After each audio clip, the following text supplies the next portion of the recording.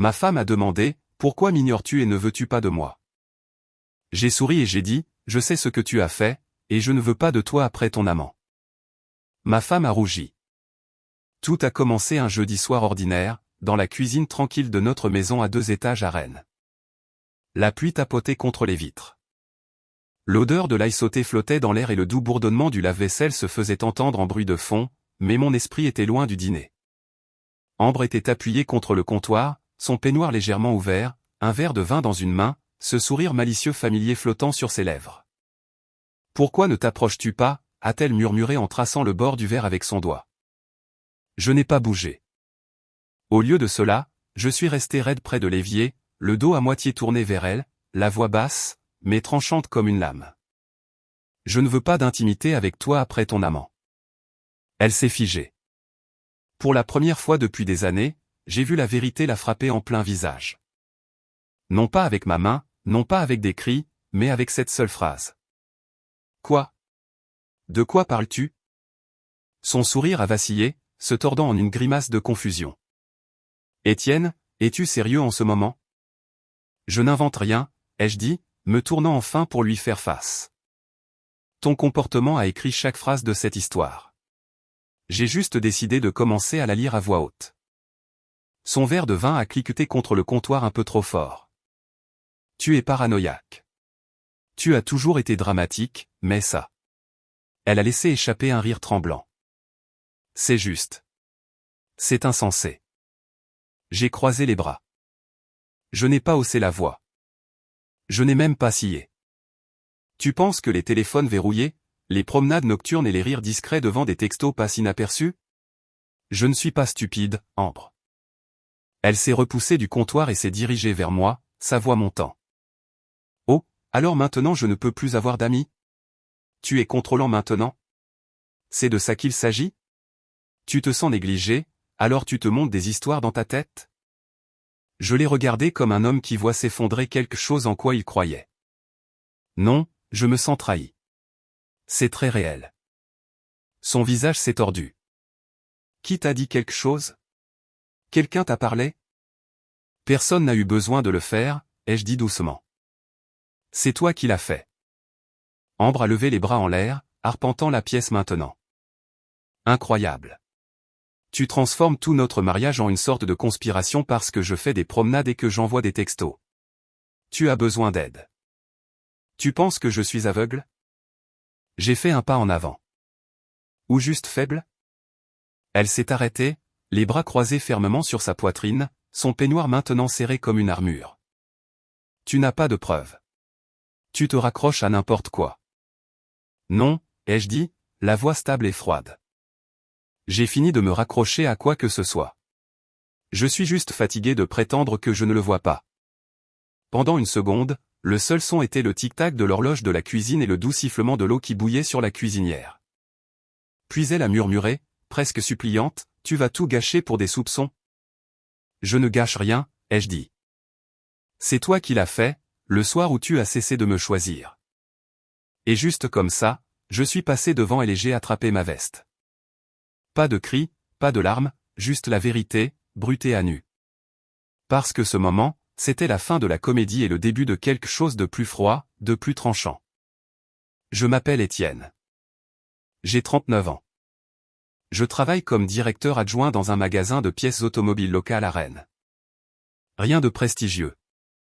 Je vis dans le genre de quartier où les gens se saluent depuis leur allée et tondent leur pelouse le samedi. Je prépare des croque-monsieur le dimanche, je nettoie les gouttières 2 fois par an. Une vie simple, tranquille. Mais ce soir, ma cuisine n'était plus tranquille. C'était l'épicentre d'une trahison que je n'avais pas demandée, mais que je sentais venir comme un orage annoncé 3 jours à l'avance.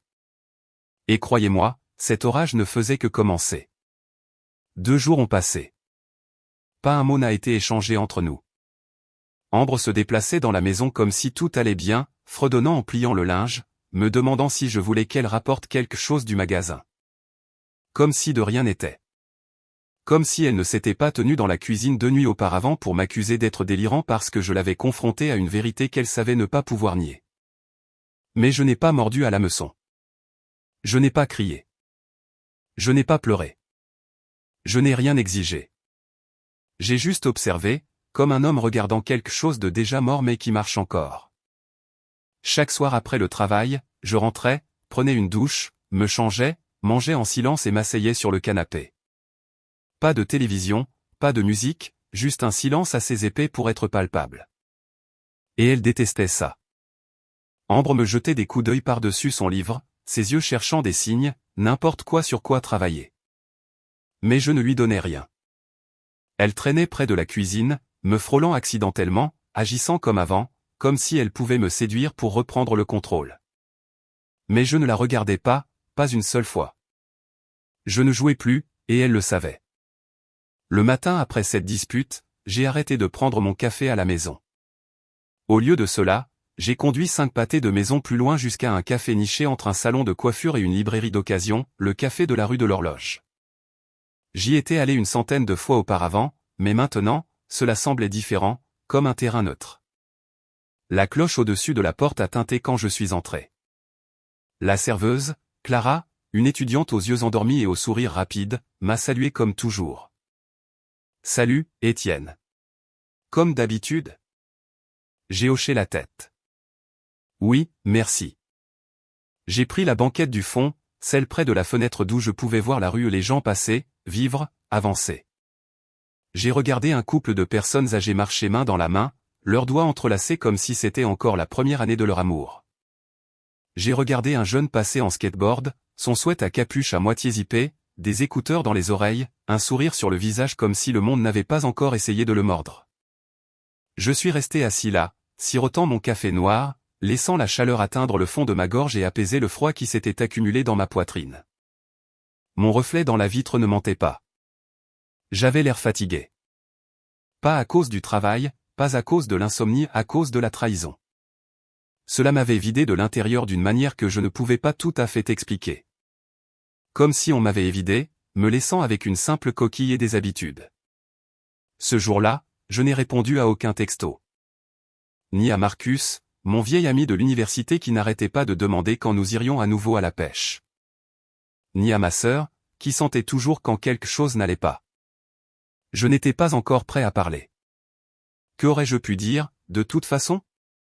Que la femme qui avait promis l'éternité s'était soudainement transformée en une étrangère qui esquivait les questions et flirtait avec les mensonges ? Que je la sentais m'échapper des mois avant de pouvoir le prouver ? Non. Alors je suis resté assis sur cette banquette, le soleil de l'après-midi filtrant à travers les stores, projetant des rayures sur mon café et mes mains. Je regardais la rue comme si elle détenait des réponses. Comme si, quelque part entre les pas des inconnus, je trouverais le courage de dire la seule chose que je n'avais pas encore dite à voix haute, je suis seul maintenant. Et ce n'est pas grave, parce que ce silence, ce n'est pas une reddition. C'est une préparation. C'est vers 20h qu'elle a finalement posé la question. Le salon était faiblement éclairé, juste une douce lueur provenant de la lampe à côté du canapé et le scintillement des bougies qu'elle avait allumées plus tôt, essayant de créer une ambiance, je suppose. Elle était recroquevillée à l'autre bout du canapé modulable, ses jambes repliées sous elle, tenant un coussin dont elle n'avait pas besoin. J'étais assis dans le fauteuil inclinable, feuilletant un vieux livre de poche que je ne lisais pas vraiment. Pendant un moment, le silence régnait, à l'exception du faible bourdonnement du réfrigérateur et du froissement occasionnel des pages que je tournais sans réfléchir. Puis, sans me regarder, elle a posé la question comme si elle commentait la météo. « Pourquoi es-tu si distant dernièrement ?» Je n'ai pas levé les yeux. Je n'ai pas fait semblant de ne pas comprendre. « Je veux dire, a-t-elle poursuivi en forçant un petit rire, tu me parles à peine. Tu dors sur le canapé. Tu pars chaque matin comme si nous étions des étrangers. Ça commence à devenir bizarre. » J'ai posé le livre lentement, en appuyant mon pouce sur la couverture. Puis je l'ai regardé, calme, froid, clair. Je me prépare à une vie de célibataire. Elle a scié comme si elle ne m'avait pas bien entendu. Quoi ? Je n'ai pas sourcillé. Tu as posé la question.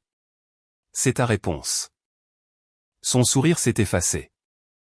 Cette petite courbe serrée qu'elle portait comme une armure est tombée instantanément. C'est censé être une blague, a-t-elle demandé, la voix plus basse maintenant, les yeux se plissant. Non, ai-je dit en joignant mes mains sur mes genoux. Ce n'est pas une blague. Je m'adapte, je m'habitue au silence, à cuisiner pour une seule personne, à dormir seul, ce genre de choses. Son visage a changé.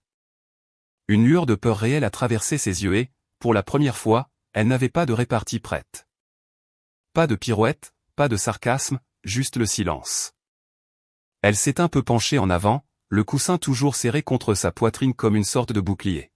« Tu penses que j'ai fait quelque chose d'impardonnable » a-t-elle dit lentement, en tâtant le terrain. « Mais Étienne, je n'ai rien fait. Je n'ai franchi aucune limite. » J'ai légèrement incliné la tête. « Non. » Alors, les promenades tardives, le téléphone verrouillé, les chuchotements dans le couloir, le changement de parfum, tout ça n'est qu'une coïncidence ? J'avais besoin d'espace, a-t-elle dit rapidement.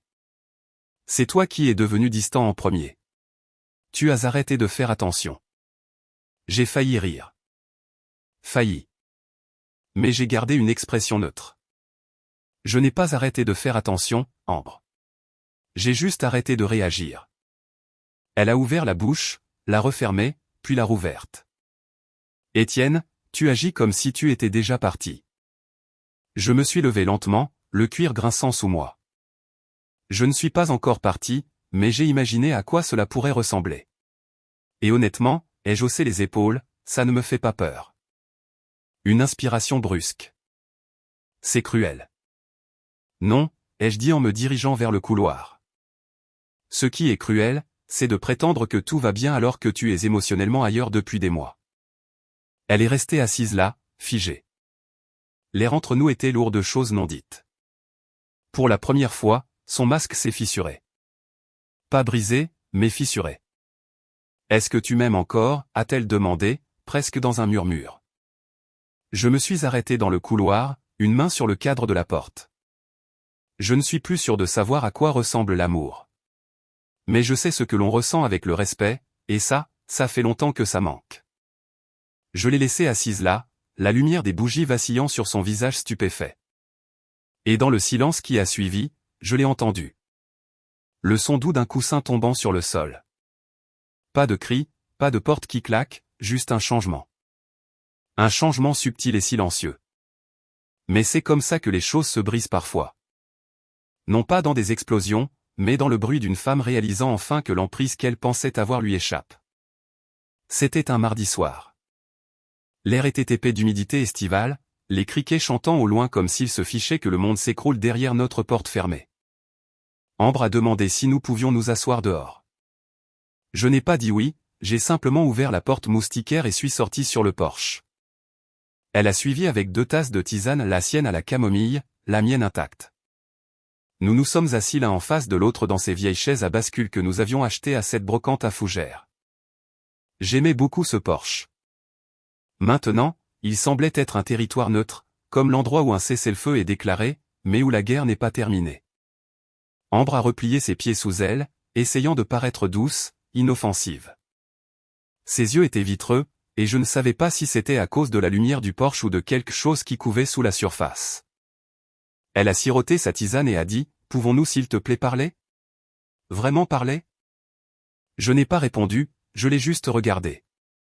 Après un instant, elle a posé sa tasse avec des doigts tremblants. « Je ne voulais pas que les choses deviennent bizarres » a-t-elle dit, sa voix petite. Je ne sais pas. Je me suis laissé entraîner. J'ai été stressé. Le travail a été un désastre. Et quand je marche la nuit, ce n'est pas ce que tu penses. J'avais juste besoin d'espace pour réfléchir. C'est tout. J'ai hoché la tête lentement, comme si cette explication n'était pas cousue de fil blanc. Elle a réessayé. Tu as été si distant dernièrement. J'ai eu l'impression que tu t'en fichais. Je sais que j'aurais dû dire quelque chose plus tôt, mais je ne savais pas comment. Sa lèvre a tremblé. Sa voix s'est brisée aux bons endroits. Elle avait déjà fait ça. J'ai pris une lente inspiration. Tu sais ce qui est intéressant avec les schémas, ai-je dit en croisant les bras. Une fois qu'on les remarque, il est difficile de ne plus les voir. Ambre a scié. De quoi parles-tu ? Je me suis penché en avant, posant mes coudes sur mes genoux. Les promenades nocturnes ont commencé il y a exactement 6 semaines, juste après cette conférence de travail que tu avais trouvée épuisante. Puis est venu le téléphone verrouillé. Avant, tu le laissais charger sur le comptoir. Maintenant, il est collé à toi. Tu l'emmènes aux toilettes. Tu dors avec sous ton oreiller. Elle a dégluti difficilement, ses yeux se tournant vers la porte comme si elle voulait fuir. Et les textos, les gloussements, ai-je continué. Ambre, tu ne ris pas comme ça quand on regarde des comédies ensemble. Mais soudain, tu ris seul sur le porche à 23 heures en regardant quoi? Des mèmes? Je parlais à Caroline, a-t-elle dit rapidement. Elle envoie tout le temps des vidéos stupides. Alors montre-moi la conversation, ai-je dit calmement. Elle s'est figée. C'était là. Le moment.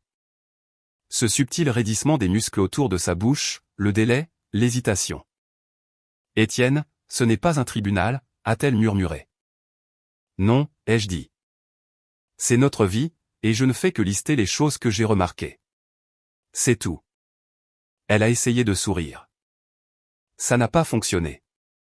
Tu agis comme si je t'avais trompé. J'agis comme un homme qui sait qu'on lui ment. Des larmes ont alors rempli ses yeux. Des vraies, peut-être. Ou des larmes répétées. À ce stade, je ne pouvais pas faire la différence. Tu me repousses, a-t-elle dit, la voix tremblante. Tu as déjà pris ta décision. Je me suis adossé, me balançant une fois dans ma chaise. La lumière du porche bourdonnait au-dessus de nous comme si elle non plus ne supportait pas le silence. Je ne te repousse pas, ai-je dit. Tu marches simplement dans la direction opposée depuis des mois. C'est seulement maintenant que je reste immobile. Elle a tendu la main à travers l'espace entre nous, ses doigts effleurant mon genou. S'il te plaît, je ne veux pas te perdre. J'ai regardé sa main, puis de nouveau son visage. Je ne suis pas perdu, Ambre. J'en ai juste assez de courir après quelqu'un qui continue de faire semblant de ne pas fuir.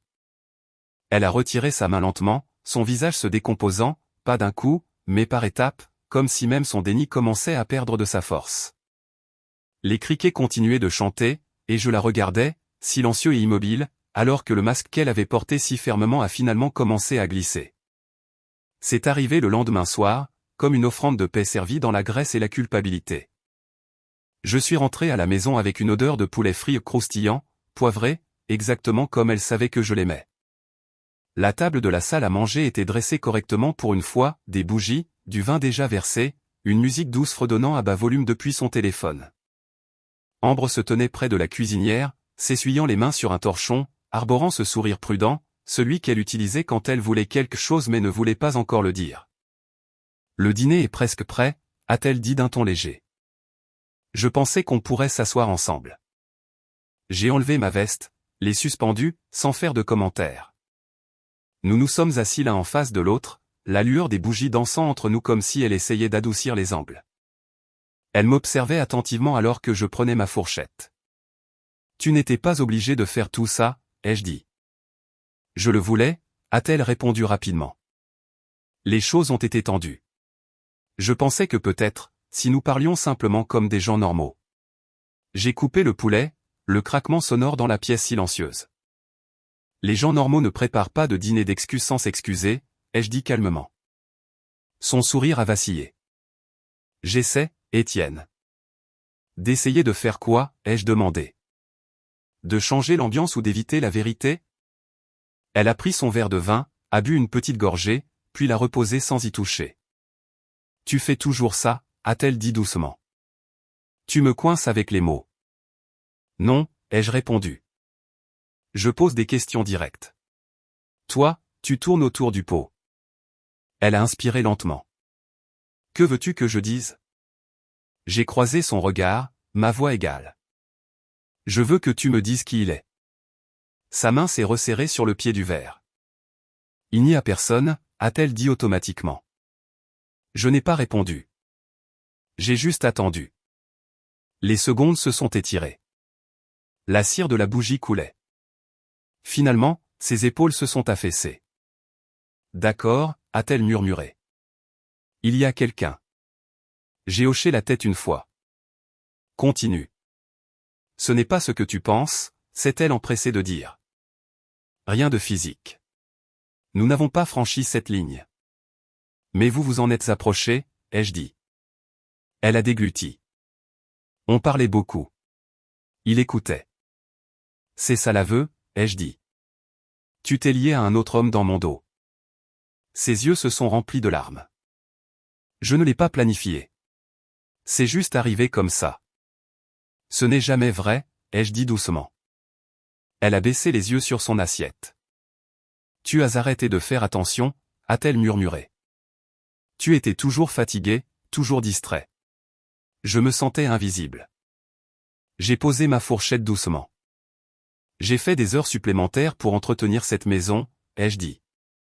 Je te demandais comment s'était passée ta journée tous les soirs. J'étais présent. Elle a secoué la tête. Pas comme avant. Alors, tu as remplacé la conversation par le secret, ai-je demandé. Elle a tendu la main sur la table.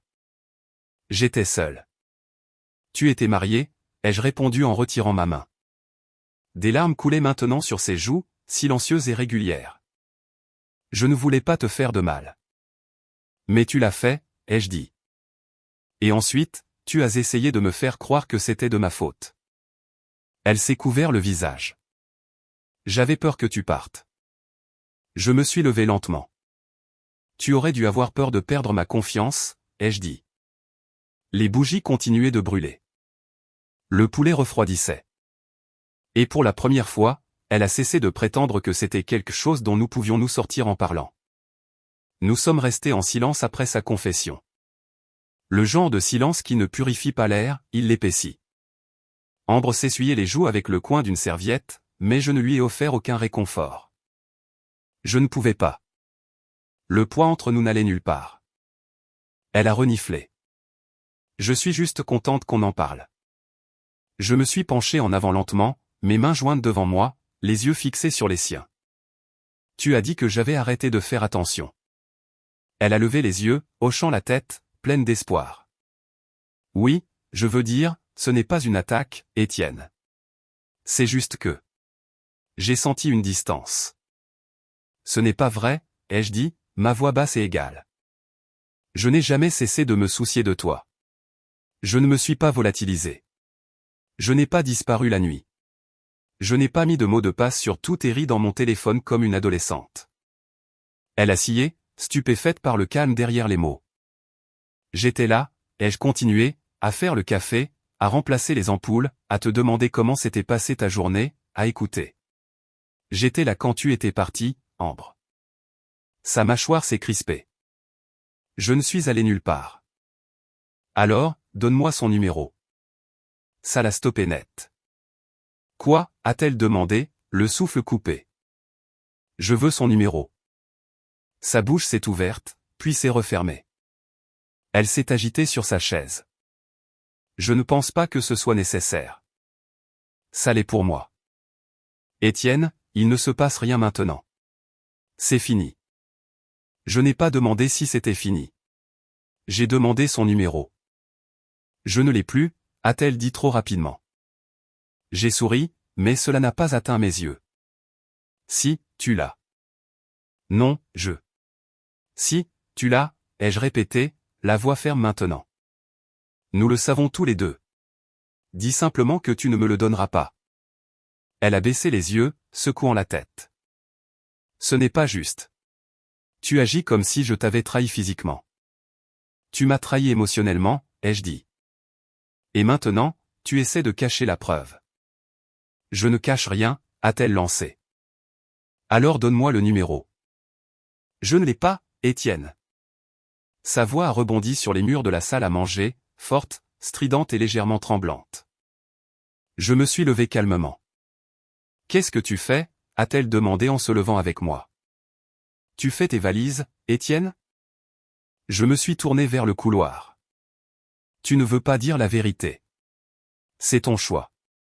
Le mien est d'arrêter de vivre dans cette maison comme si je te croyais. Elle m'a suivi dans le couloir, ses pas frénétiques derrière les miens. Attends, pouvons-nous juste parler davantage, s'il te plaît? Pouvons-nous ralentir? Je t'ai donné cette chance, ai-je dit en sortant mon sac de voyage du placard. Je t'ai donné des semaines. J'ai demandé. J'ai attendu. J'ai observé. Tu veux contrôler la version de la vérité que je reçois. Et ça ne m'intéresse plus. Tu es en train de tout gâcher pour quelque chose qui n'était même pas, ne dis rien, ai-je dit, la coupant alors que je prenais mes articles de toilette. Ne finis pas cette phrase. Elle se tenait à l'embrasure de la porte, les mains tremblantes, les yeux rouges et humides. S'il te plaît, reste. On va trouver une solution. J'ai fermé la fermeture éclair du sac, les jeté sur mon épaule et les regardé un long moment. J'en ai fini de démêler les mensonges, Ambre. Et je suis passé devant elle, à travers la maison que j'appelais autrefois mon foyer, j'ai descendu les marches du porche sur lequel nous avions l'habitude de nous asseoir, et je suis sorti dans la nuit. Pas en colère, pas en criant, juste parti. Si vous appréciez l'histoire, veuillez cliquer sur le bouton « J'aime ». Marcus avait un 2 pièces au 4e étage d'un entrepôt en briques reconverti en centre-ville. Des tuyaux apparents, pas d'ascenseur, et une vue sur rien d'autre que le parking. C'était exigu, ça sentait légèrement les vieux plats à emporter et les chaussettes de sport, mais c'était un toit. Il n'a pas posé de questions quand je suis arrivé avec mon sac de voyage et des yeux qui n'avaient pas dormi depuis des jours.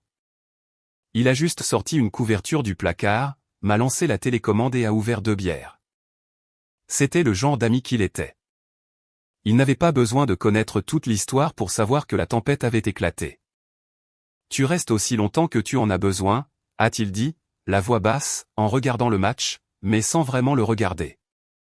Merci, mec. Mais dormir sur un canapé en cuir usé avec un ressort cassé n'était pas le plus difficile.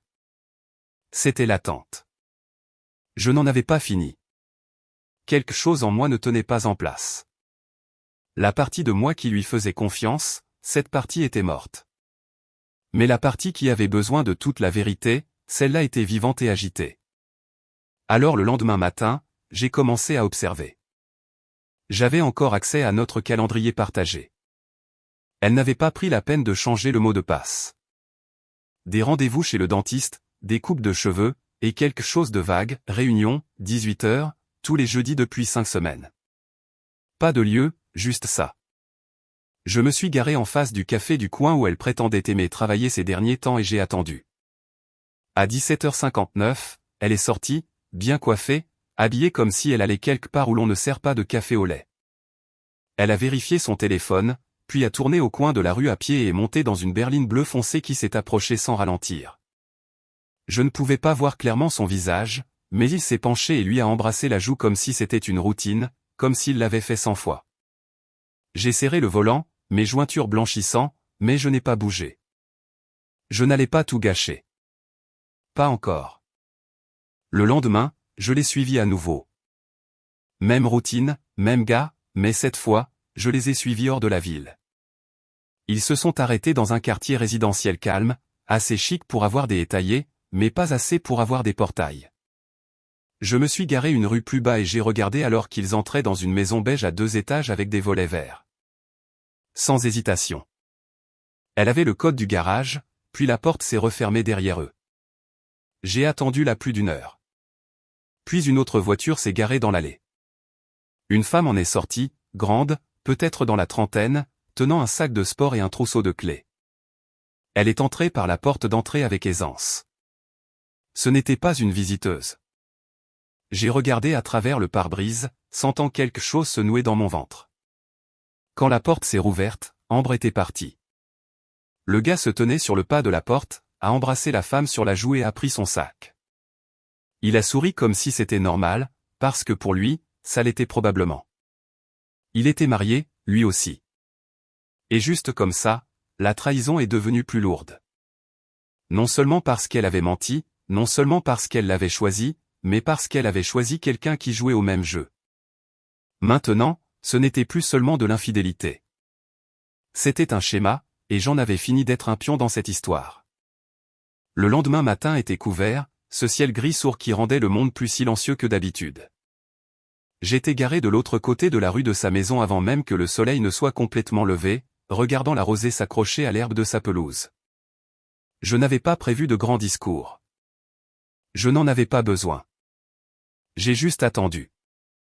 À 7h42, la porte du garage a grincé en s'ouvrant et il est sorti avec un sac de sport sur l'épaule et une tasse de voyage à la main. vêtu d'un polo impeccable et de chaussures de course. Les cheveux mouillés, une coupure de rasoir sur le menton. Il avait l'air normal, comme s'il n'avait pas passé la nuit avec la femme d'un autre.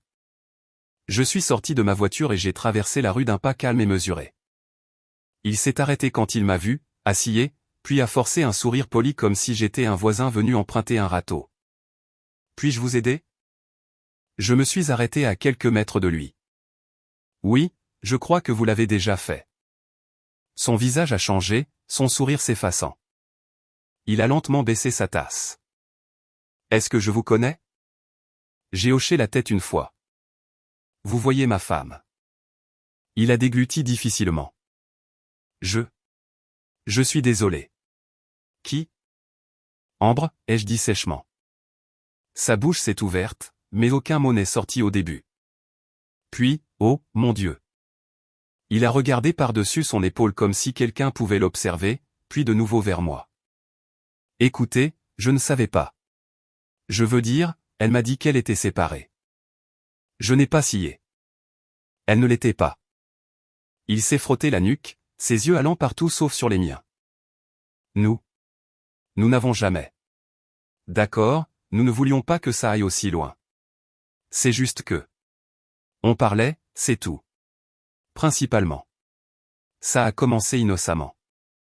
C'est ce qu'ils disent toujours. Je vous jure, a-t-il dit, la voix tremblante. Ce n'était pas sérieux. Je veux dire, elle disait qu'on ne la voyait pas. Elle a fait croire que tout était déjà fini. Ça ne l'était pas, ai-je répété. Sa voix est tombée à un murmure. Est-ce que votre femme sait que vous êtes là? Non. Il a baissé les yeux vers le trottoir, soudain très conscient de ses baskets et des fissures dans son allée. J'arrêterai, a-t-il dit doucement. Je jure que j'y mettrai fin. Je n'aurais pas dû laisser ça durer si longtemps. Vous n'auriez pas dû laisser ça commencer. C'est tout ce que j'ai dit. Et je me suis retourné et j'ai retraversé la rue, calme, silencieux. Il n'a pas suivi, n'a pas essayé de s'expliquer. Il est juste resté là, dans son allée, se recroquevillant sur lui-même. Je suis monté dans ma voiture, j'ai démarré le moteur et je suis parti sans jamais regarder en arrière. Pas de menaces, pas de cris, juste la vérité. Laissé à ses pieds comme une pierre. Et mon silence, il pesait plus que tout ce que j'aurais pu crier. Je n'ai pas appelé, pas envoyé de texto, je ne me suis même pas arrêté au bord du trottoir comme je le faisais avant. Je me suis simplement garé dans l'allée de la maison que nous partagions. Le même béton fissuré, les mêmes volets délavés, les mêmes hortensias qu'elle n'arrosait jamais. Tout semblait familier. Tout semblait étranger. La clé fonctionnait toujours. La porte a grincé en s'ouvrant, et elle était là, debout dans la cuisine en pantalon de yoga et en t-shirt ample, les cheveux attachés comme si elle n'attendait personne. Elle s'est figée quand elle m'a vu, puis a souri trop vite, trop largement. « Étienne » a-t-elle dit, comme si j'étais parti pour un week-end, pas pour une vie. « Qu'est-ce que tu fais ici ?» Je suis passé devant elle, silencieux, stable. J'ai posé la grosse enveloppe en papier craft sur la table à côté de la corbeille de fruits. Elle a suivi, hésitante. « Quelque chose ne va pas ?» J'ai tiré une chaise, je me suis assis, puis j'ai croisé son regard à travers le silence. Je l'ai vu hier. Son visage est devenu immobile. Puis, lentement, elle a essayé de se reprendre. Vu qui? Ne fais pas ça. Elle a croisé les bras. Étienne, je ne sais pas ce que. Ton amant, ai-je dit, calme mais tranchant.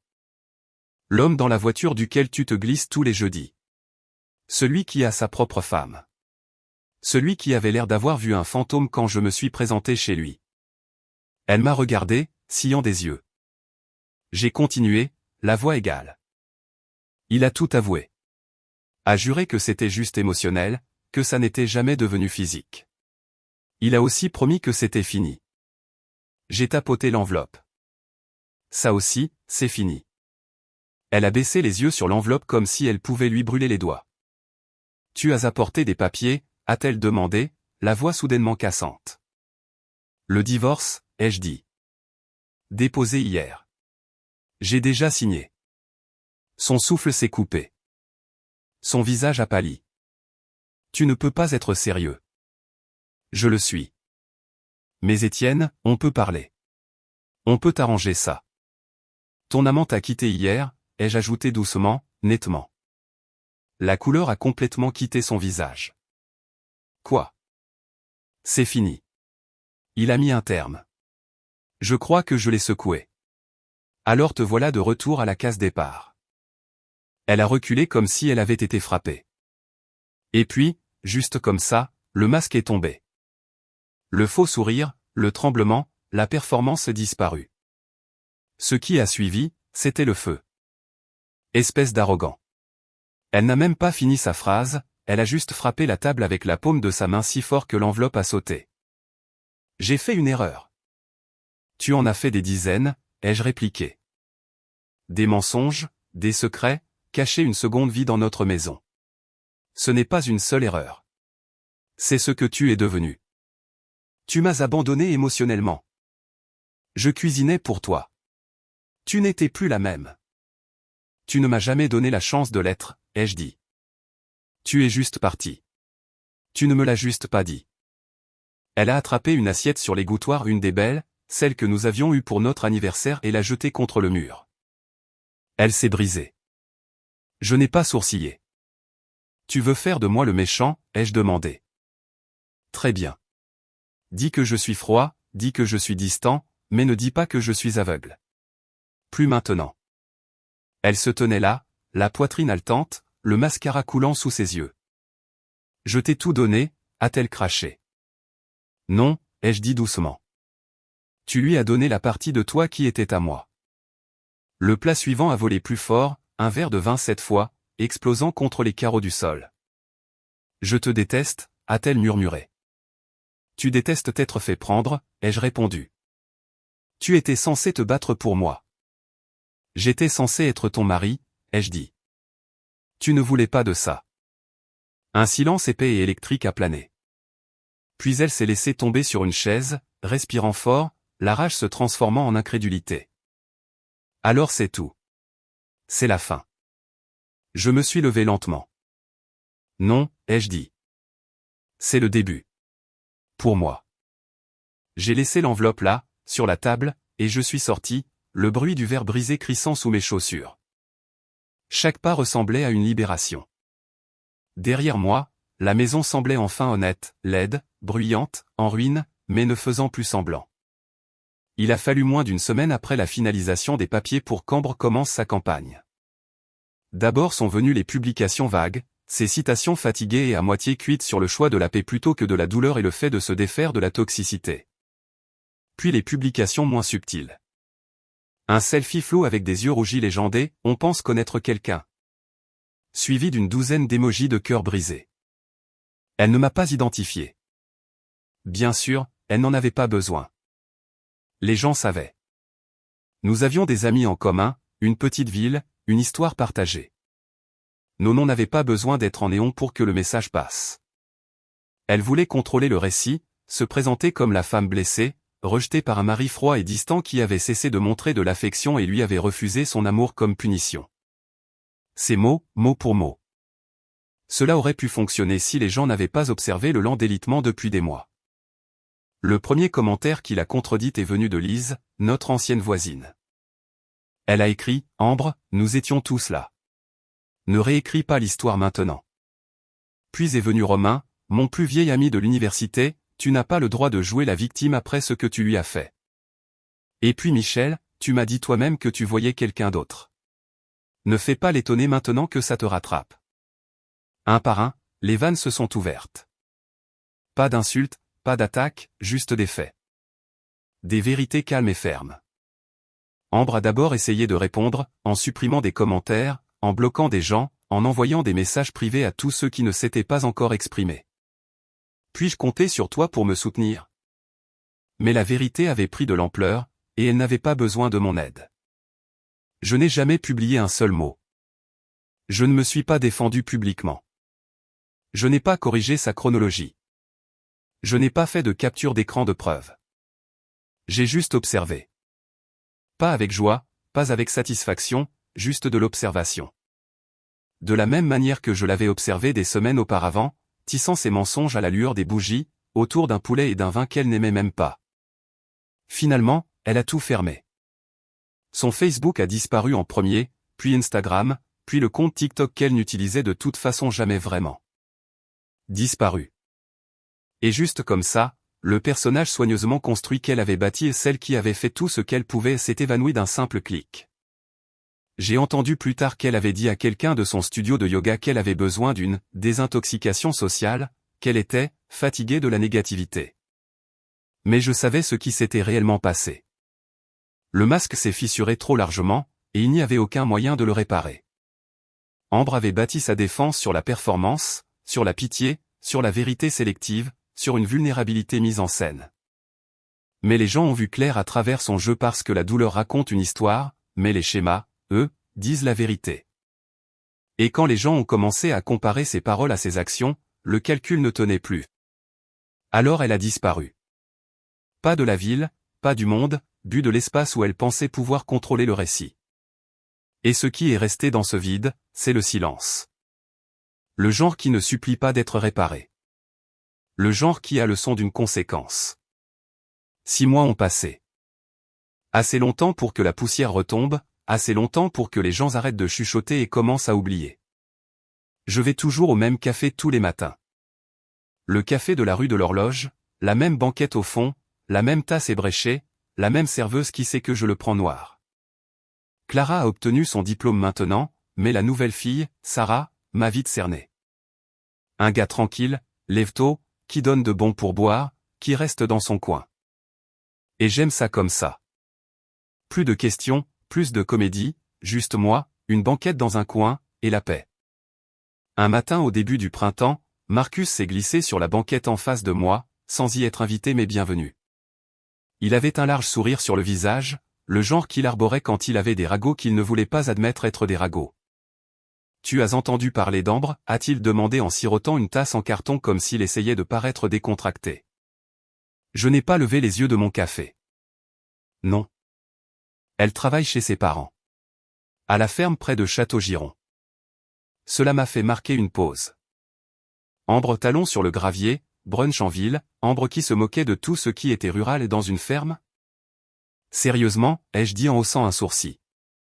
Très sérieusement. Apparemment, les entretiens d'embauche se sont taris. Le mot a circulé. Tu sais comment les gens parlent à Rennes. Toutes les entreprises où elle a postulé l'ont soit ignoré, soit lui ont dit qu'il garderait son dossier. J'imagine que ces citations Instagram n'ont pas tenu la route aux ressources humaines, ai-je dit. Marcus a ri. Elle cure les box, plante des tomates. Son père a posté une photo d'elle tenant une chèvre. Une chèvre, mec. J'ai secoué lentement la tête. Pas de moquerie, pas de triomphe, juste de l'incrédulité. Ambre avait l'habitude de lever les yeux au ciel en parlant de la ferme de ses parents. Elle disait que c'était « mignon mais démodé ». L'appelait « du travail manuel pour les gens qui ont atteint leur apogée au lycée ». Maintenant, c'était le seul endroit qui voulait bien l'accueillir. Elle voit toujours ce gars, ai-je demandé. Marcus a secoué la tête. Non. On dit que sa femme a tout découvert et l'a mis à la porte. Il a essayé de recontacter Ambre après la débâcle, mais elle l'a repoussé. Elle ne voulait pas être associée au débris. Logique. Ambre a toujours aimé l'illusion du contrôle, mais quand les choses brûlaient vraiment, elle a abandonné le navire avant d'admettre qu'elle avait allumé la mèche. Bref, a dit Marcus en se levant. Je pensais juste que tu voudrais savoir. Le monde est petit. Il m'a tapé sur l'épaule, puis s'est dirigé vers le comptoir pour flirter avec Sarah. Je suis resté un peu plus longtemps sur la banquette, regardant par la fenêtre, observant le même soleil matinal se déverser sur le trottoir, le même rythme de la vie qui continue, imperturbable, sans complications. Et j'ai souri. Non pas parce qu'elle était tombée. Non pas parce que j'avais gagné, mais parce que je n'étais plus dedans. Parce que la tempête était passée et que j'étais toujours là, calme, entier, inébranlable. Pas de rage, pas de feu. Juste le calme lent et constant d'un homme qui a appris à cesser de courir après le bruit. J'ai payé ma note, laissé un bon pourboire, et suis sorti avec le même rythme que j'avais trouvé des mois auparavant. Et alors que le vent se levait autour de moi, j'ai inspiré profondément, reconnaissant. Non pas pour ce qui s'était passé, mais pour ce qui ne s'était